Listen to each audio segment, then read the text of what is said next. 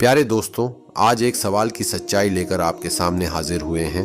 उम्मीद है कि यह कहानी आपको पसंद आएगी।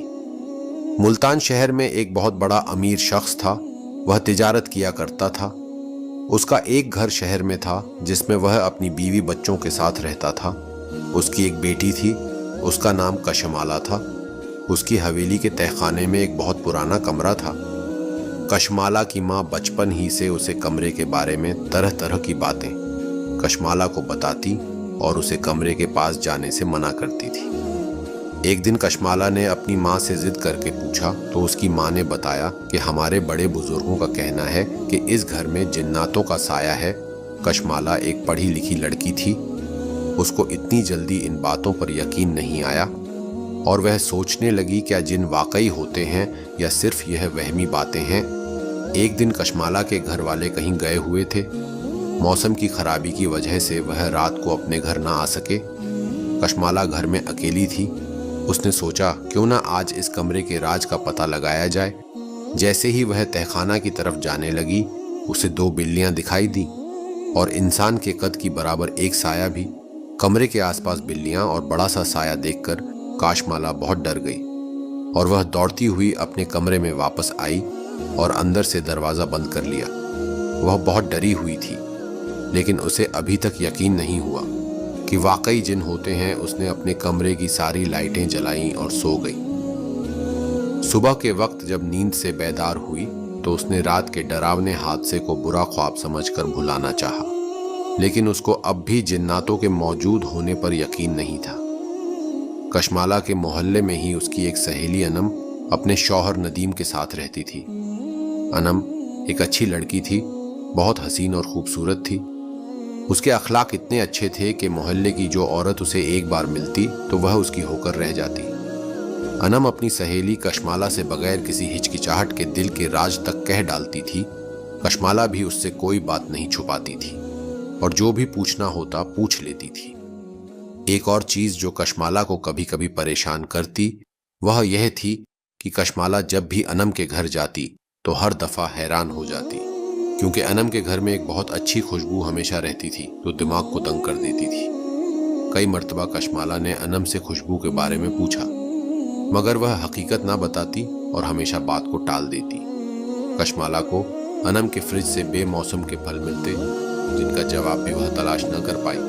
एक दिन कशमाला जब अनम के घर आई तो तकरीबन परेशान होकर उछल पड़ी, क्योंकि उसने देखा कि अनम के सामने एक बहुत जहरीला और डरावना सांप बैठा हुआ था। अनम भी उस सांप की आंखों में आंखें डाले आसपास से बेखबर देखे जा रही थी। दोनों की हालत कुछ ऐसी थी जैसे वे एक दूसरे से बात कर रहे हों, लेकिन कशमाला ने सोचा कि शायद अनम सांप को देखकर डर गई है और इस डर से कि कहीं सांप उसे काट न ले वह बिल्कुल हिलडुल नहीं रही। यह सोचकर कशमाला ने पास पड़ी एक लकड़ी उठाई और सांप को मारने के लिए आगे बढ़ी, मगर अनम ने हाथ के इशारे से उसे रोक दिया। कशमाला ने उसकी बात मानते हुए लकड़ी फेंक दी। इसके बाद सांप ने अपनी शक्ल बदलनी शुरू कर दी और कुछ ही पलों में वह एक इंसान बन गया। वह लगभग 30 साल का खूबसूरत नौजवान था जिसकी खूबसूरती आंखों को चौंधिया रही थी। यह देखकर कशमाला के मुंह से एक चीख निकल गई, लेकिन इससे पहले कि कशमाला कुछ और कहती, इनाम ने उसके मुंह पर हाथ रख दिया और उसे चुप करवा दिया। कशमाला की आवाज़ सुनते ही वह नौजवान गायब हो गया। कशमाला की सवालिया नज़रों को देखकर समझ गई कि अब राज छुपाना मुमकिन नहीं। उसने कशमाला को सब कुछ बताने का फैसला कर लिया। अनम ने कहा, देखो कशमाला, ये एक ऐसा राज है जो मैं तुमसे किसी हालत में छिपाना चाहती थी, लेकिन अब इसे छुपाना मुमकिन नहीं। मुझे यकीन है कि तुम मेरी दोस्त होने के नाते इस राज को अपने दिल में दफन करोगी। कशमाला ने सिर हिलाया और वादा किया कि वह इस बात को राज ही रखेगी। अनम ने कहा, ठीक है, आज मुझे अपने शौहर नदीम से बात कर लेने दो, फिर मैं तुम्हें सब कुछ बता दूंगी। उसने मुझे मना कर रखा है, इसलिए मुझे कल तक का वक्त दो। ठीक है, कशमाला ने कहा और घर लौट आई, लेकिन रात भर वह इस वाक्य के बारे में सोचती रही। उसकी नींद जैसे कांटों पर कट रही थी। अगले दिन सुबह सुबह कशमाला अनम के घर पहुंची, लेकिन दरवाजे पर ही उसके कदम ठिठक गए। उसने देखा कि अनम और नदीम आपस में किसी बात पर बहस कर रहे थे। नदीम कह रहा था, देखो अनम, अपना राज किसी को मत बताओ, वरना बड़ी मुसीबत खड़ी हो सकती है। हम इंसान नहीं हैं, और अगर किसी को यह बात पता चल गई तो हमें इस दुनिया से बेदखल कर दिया जाएगा। तुम्हें पता है कि हम कैसे छुप छुपा कर अपना वक्त गुजार रहे हैं। अगर तुम्हें यकीन है कि वह तुम्हारी दोस्त इस राज को संभाल सकती है तो फिर बताने में कोई हर्ज नहीं। शायद वह दोनों और बातें करते हैं, मगर घर के बाहर की आहट ने उन्हें चौकन्ना कर दिया। अब वह दोनों चुप हो गए, जैसे उन दोनों को सांप सूंघ गया। नदीम ने जैसे ही मुझे देखा, फिर नदीम उठा और घर से बाहर चला गया। शायद वह इस बातचीत का हिस्सा नहीं बनना चाहता था। अनम ने कहा, कशमाला, नदीम असल में जिन्नात के कबीले से है और मैं इंसान हूं। अनम की बात सुनकर मुझे कोई खास हैरानी नहीं हुई, क्योंकि यह सच्चाई मैंने कुछ देर पहले सुनी थी। फिर अनम ने अपनी कहानी बयान करना शुरू किया। मैं एक नादान लड़की थी। मेरा काम सिर्फ बांसुरी बजाना था। कम अक्ली होने की वजह से हर कोई मेरा फायदा उठाना चाहता था। औरतें मुझसे घर के सारे काम कराती और बदले में एक आधी रोटी मिल जाती। लड़के भी कोई मौका हाथ से न जाने देते। हर कोई मेरे साथ छेड़छाड़ करता, लेकिन मुझे कोई परवाह न होती, क्योंकि मैं जो अक्ल से खाली थी। फिर एक दिन गांव वालों ने एक साथ जमा होकर तय किया कि मुझे गांव से बाहर निकाल दिया जाए। उनका कहना था, मैं उनकी इज्जत खराब करने की वजह थी। उन्होंने मुझे बुरा भला कहकर मुझ पर जुल्म किया और मुझे गांव से बाहर निकाल दिया। मैं गांव के बाहर आम के बागों में जा बैठी। भूख और प्यास से मेरी हालत खराब हो गई। मेरी हिम्मत जवाब दे गई और कमजोरी से मैं बेहाल हो गई। उस वक्त मेरी देखभाल सिर्फ अल्लाह की जात कर रही थी। मैं बेसुध पड़ी रही, लेकिन बांसुरी बजाने का मेरा अमल नहीं रुका। दूसरे दिन मैं किसी तरह से गिरती पड़ती आम के बागों से आगे बढ़ने लगी। फिर मैं उस वीराने में जा पहुंची जहां जिन्नात का कबीला बसता था। वैसे जिन्नात नजर तो आते नहीं, वे तो बस हवा की तरह होते हैं। मैं एक पेड़ के नीचे टेक लगाकर बैठी। शाम ढलने को थी और धीरे धीरे रात ने अपना कब्जा जमा लिया। अब चांद की रोशनियां जाहिर होने लगी। जिस जगह मैं बैठी थी ये जिन्नात के मकान थे। जिस पेड़ के नीचे मैं टेक लगाकर बैठी थी उस पर एक जिन्न था। वह उस कबीले का सरदार था। कुछ दिन बाद उनकी बेटी की शादी थी और वो इस शादी में किसी ऐसे साज की तलाश में था जिसे सुनकर हर कोई बेखुद हो जाए। उसने जब मुझे बांसुरी बजाते सुना तब उसकी तलाश मुझ पर खत्म हो गई। उसे मेरा बांसुरी बजाना बहुत पसंद आया। वह पेड़ से नीचे उतरा और चिल्लाता हुआ मेरी तरफ आया। मुझे उसके वजूद का कोई एहसास नहीं था, क्योंकि मैं अकल से खाली थी। अचानक मुझे अपने करीब एक दिलकश और मशहूर कुन खुशबू महसूस हुई कि जिसे सूंघते ही मैं होश की दुनिया से बेगानी होती चली गई और वह मुझे उठाकर अपने कबीले में ले गया।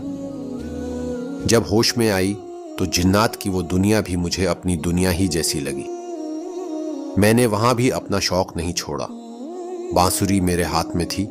मैंने उसे मुंह से लगाया और मैंने उसे बजाना शुरू कर दिया। फिर एक दिन जिन्न की बेटी की शादी थी और मुझसे क्या काम लिया जा रहा था। मैं तमाम हालात और वाकयात से बेनियाज थी, बस अपनी ही दुनिया में मस्त थी। मैंने बांसुरी बजाई और शादी में शरीक तमाम मेहमानों को मेरी बांसुरी की आवाज पसंद आई। सब खुश होकर उठे। सबने मेरे ऊपर सोने के सिक्के की बारिश की, लेकिन मेरे लिए यह सब कुछ बेकीमत था। मैं अपनी ही धुन में मगन थी। शादी में शामिल एक जिन्न मेरी सादगी देखकर दंग रह गया, क्योंकि मैं उन सब से बेरगबती बरत रही थी। मेरी उदासी उसे भाव गई। शादी के बाद वह मुझे एक जगह ले गया और अपने प्यार का इजहार करने लगा। मैं सिर्फ हाँ और ना में जवाब दे रही थी, लेकिन उसे मेरा अंदाजे गुफ्तगू मशकूक कर गया। वह मुझे जिन्नात के एक बड़े आमिल के पास लेकर गया, तो उसे आमिल ने मेरे बयान को देखकर बताया कि मैं पागल हूं।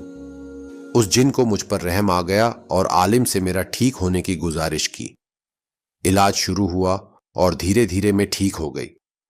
जब मैं धीरे धीरे बिल्कुल ठीक हो गई तो मुझे ये सच्चाई पता चली कि इंसानों की दुनिया में नहीं हूं, बल्कि मैं जिन्नात की दुनिया में हूं। और जिसने मेरा इलाज करवाया वह एक रहम दिल जन्न था और मुंह दुखियारी पर रहम खाते हुए नदीम मुझे एक जगह पर छुपा कर रखा था। उसने मेरी देखभाल की और मेरे इस राज को सिर्फ वो और आमिल जिन ही जानते थे। नदीम ने मेरा इलाज तो करवा दिया, लेकिन वह मेरे दिल में जगह नहीं बना पाया। मुझे डर था कि मैं एक जिन के साथ हूँ। कुछ और जिन्हों को भी यह एहसास हो गया था कि एक इंसान उनके बीच मौजूद है।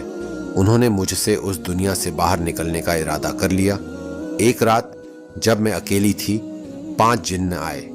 नदीम वहां मौजूद नहीं था। उन्होंने मुझे उठाया। मैं डर के मारे कांप रही थी। मुझे लगा कि वे मुझे मार डालेंगे। यहाँ नदीम को भी किसी तरह का पता चला कि मेरे साथ क्या होने वाला है। वह फौरन वहां पहुंच गया और उनके सामने आकर खड़ा हुआ। उसने जिन्हों के सामने गिड़गिड़ाते हुए कहा और उसने मेरे लिए उनसे गुजारिश की, मुझे किसी तरह का नुकसान ना पहुंचाए। उसने वादा किया कि वह मुझे इंसानों की दुनिया में छोड़ देगा। यह सुनकर जिन्नात ने मुझे कुछ न कहा और नदीम की बात मानकर वापस चले गए। फिर नदीम मुझे वहां से लेकर एक जगह चला गया। मेरे दिल में भी उसके लिए हमदर्दी होने लगी और मैं भी उससे प्यार करने लगी। लेकिन उस घटना से मैं बहुत डर गई थी। मैंने नदीम से कहा, मुझे इस दुनिया में नहीं रहना, प्लीज मुझे इंसानी दुनिया में छोड़ दो। नदीम मेरी हालत समझ गया। उसने इस मामले में अपने बाप से बात की। उसे उम्मीद थी कि शायद उसका बाप उसकी मदद करेगा और हमारी शादी करवा देगा। मगर उसके बाप ने इस डर से कि कहीं कोई अनहोनी ना हो जाए, सीधा बड़े सरदार के पास जाकर सब कुछ बता दिया। यह सुनकर सरदार बहुत गुस्से में आ गया। उसने कहा कि इंसान और जिन्न का मेल नामुमकिन है, क्योंकि आगे चलकर नस्ल का मामला आएगा। फिर सरदार ने नदीम के पिता को सख्त लहजे में चेतावनी दी कि नदीम उसे छोड़ दे। लेकिन नदीम ने सरदार की बात मानने से इनकार कर दिया और सबके सामने ऐलान किया, मैं इसी लड़की अनम से ही शादी करूंगा। नदीम की बात सुनकर सभी में गुस्सा फैल गया और फिर हमें दोनों को जेल में डाल दिया गया और बहुत सख्त सजाएं दी जाने लगीं। नदीम का प्यार पाक और सच्चा था। वह अपनी जिद पर अड़ा रहा। लाख कोशिशों के बाद भी वे हमें अलग नहीं कर सके। एक रात वही जिन जिसने मुझे अपनी बेटी की शादी में बांसुरी बजाने के लिए अपने घर बुलाया था, वहां आ पहुंचा। उसने हमें जेल से फरार करवाकर एक खुफिया जगह पर पहुंचा दिया और कहा, सुबह होते ही इस दुनिया से बहुत दूर चले जाओ, वरना वे तुम्हें मार डालेंगे। हम दोनों सुबह सवेरे वहां से फरार हो गए। जब सरदार को इस बात का पता चला तो उसने हमें बहुत तलाश करवाया, लेकिन हम इस दुनिया में चले आए। वह नरम दिल जिन्न जिसने हमें जेल से फरार करवाया था, उसने एक ताकतवर जिन्न से इल्तिजा करके हमारे चारों तरफ एक मजबूत हिसार कायम करवाया, जिसकी वजह से मैं और नदीम जिन्नों की नजरों से छुपे हुए हैं, लेकिन वे अभी भी हमारी तलाश में हैं। मैं हर रोज अल्लाह से दुआ करती हूँ कि वे अपने मकसद में कभी कामयाब ना हो, क्योंकि अगर उन्होंने हमें ढूंढ लिया तो वे नदीम को पकड़कर ले जाएंगे। और वह सांप जिसे तुमने देखा था, वही रहमदिल जिन्न है जिसने हमें जेल में बचाया था। वह अक्सर हमसे मिलने आता है और हालात से हमें खबरदार रखता है। मुझे अल्लाह की रहमत पर पूरा भरोसा है। कशमाला, जो बहुत देर से उसकी बातें सुन रही थी, एक लंबा सांस लेकर अपनी सहेली से कहा कि आज तुम्हारी बात सुनकर मुझे जिन्नातों की हकीकत पर यकीन हो गया है, और हाँ, यह तुम्हारा राज मेरे पास अमानत रहेगी। मैं कभी किसी के सामने इसको जाहिर नहीं करूंगी। आज तक मैंने अपनी माँ की बात को अफसाना समझा। वह डरती हुई अपने घर आई और अपने माँ बाप को वह घर छोड़ने का मशवरा दिया, और यूं वह अपने माँ बाप को साथ दूसरे शहर में जा बसी। प्यारे दोस्तों, अगर आपको यह वाक्य पसंद आया है तो हमारे चैनल इस्लामिक वॉइस को सब्सक्राइब करें और हमारी फैमिली का हिस्सा जरूर बनें।